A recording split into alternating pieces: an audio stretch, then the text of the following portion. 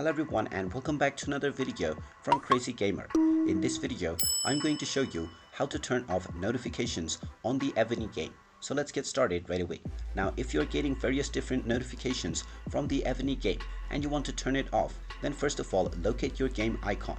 Once you find the Evony game icon, just long press on it and you will see the application info button. Go ahead and tap on it and you will now be taken into the application info page. Now from this page you will see the notification box right at the very top.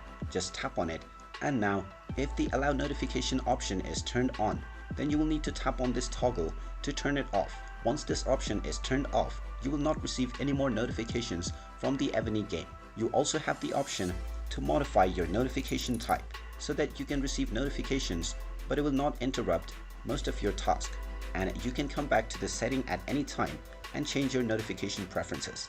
And there you have it. That is how easy it is to turn off notifications on the Evony game.